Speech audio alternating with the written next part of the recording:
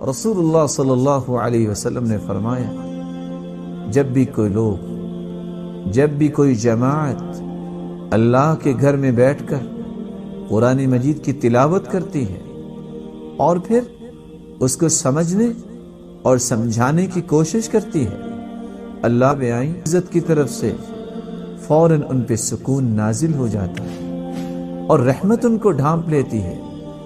فرشتے ان کے پاس تشریف لاتے ہیں، اس مجلس کو رحمت کے فرشتے گھیر لیتے ہیں اور جتنے بیٹھے ہوتے ہیں ان سب کا تذکرہ اللہ رب العزت اپنے فرشتوں کے سامنے کرتے ہیں۔ قرآن مجید کی تلاوت یہ اللہ رب العزت کا بہت بڑا انعام ہے جس کے نصیبے میں ہو جائے۔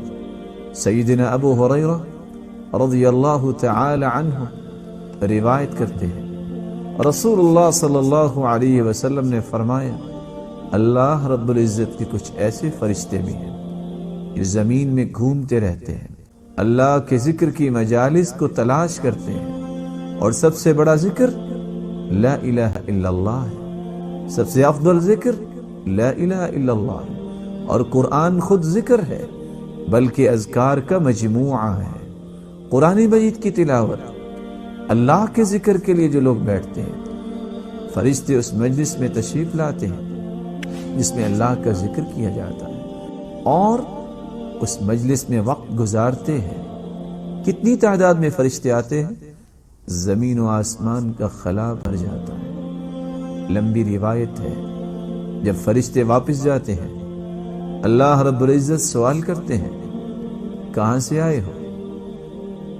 فرشتے جواب دیتے ہیں، اے اللہ، زمین پر گئے تھے، تیرے بندوں کے پاس سے آئے۔ اللہ رب العزت وہ جانتے تو ہیں، وہ پوچھتے ہیں میرے بندے کیا طلب کر رہے تھے، کس بات سے ڈر رہے تھے؟ اے اللہ، وہ تیری جنت کا مطالبہ کر رہے تھے اور جہنم کا خوف ان کے اندر تھا۔